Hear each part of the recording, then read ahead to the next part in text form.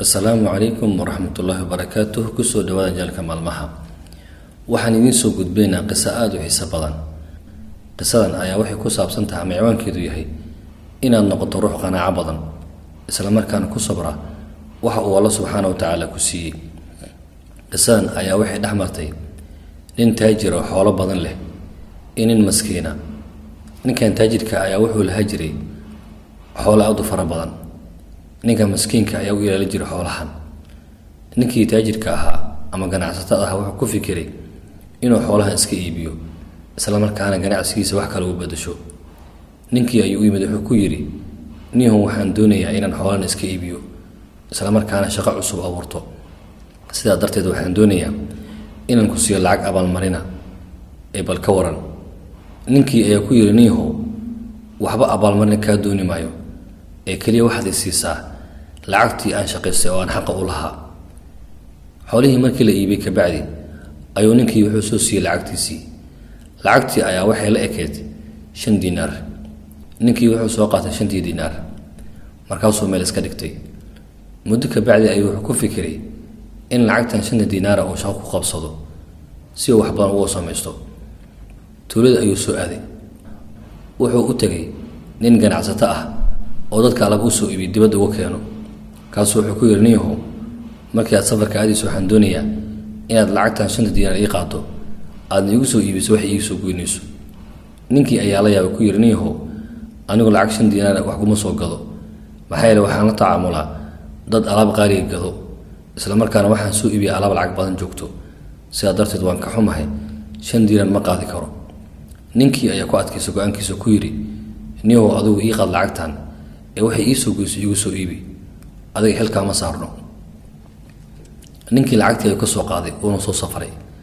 markii uu tagay magaaladii ayuu alaab badan soo iibiyay. markii alaabii uu soo iibiyay kadib ayuu meel fadhiistay wuxuuna bilaabay inuu xisaabtamayo isla markaana uu fiirinayo waxaabii loo soo dirsaday dhammaantood inuu soo iibin kale. markii uu xisaabtii dhameeyay ayaa waxaa soo hartay 5 diinaar oo soo dhiibanay ninkii maskiinka ahaa. uu fikiray markaasuu wuxuu yiri bal ninkan wax u soo raadi. isaga oo suuqa dhex jooga raadinayo ayuu wuxuu arkay nin bisad meel ugu xiran tahay oo dhahayo waxaan doonayaa in laga iibsado bisadan oo laga qaato.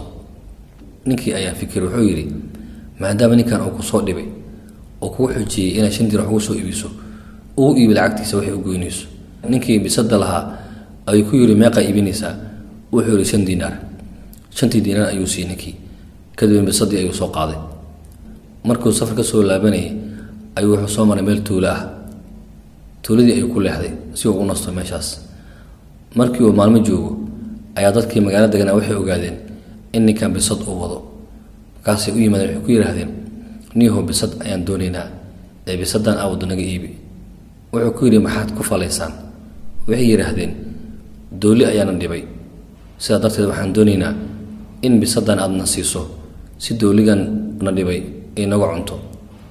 ninkii ayaa markii hore wuxuu u maleeyay in lagu cayaarayo balse markii uu ogaaday dadkan inay daacad ka tahay ayuu ku yiri markaa waan ka iibinayaa. kaasi waxay ku yiraahdeen waxaan kaa siinaynaa bisadani intay la eg tahay miisaankeedu dahaba. ninkii aad ayuu u yaabay. kadib ninkii bisadii ayuu ku wareejiyay wuxuuna ka soo qaaday miisaankeedu dahaba. magaaladiisii ayuu ku soo laabtay. markii uu magaalada soo galay ayuu dadkii u yaray. qof waliba ayuu wuxuu siiyey waxyaabihii alaabihii loo dirsaday. qof waliba ayuu wuxuu siiyey alaabihii uu dirsatay. markii dadkii dhammaantood alaabtooda kala siiyey ayuu wuxuu u yiri ninkii maskiinka ahaa. markaasuu geesoo la baxay. wuxuu ku yiri niyahow ilaah baan kugu dhaariyey 5 diinaar xagee ka soo shaqaysay. ninkii ayaa ugu sheekeeyey habkay ku tiban lacagtan una sheegay in uu ahaa nin shaqaale ah oo u shaqayn jiray nin xoolo lahaa isla markaana uu shaqayn jiray lacagtan oo maanta haysto.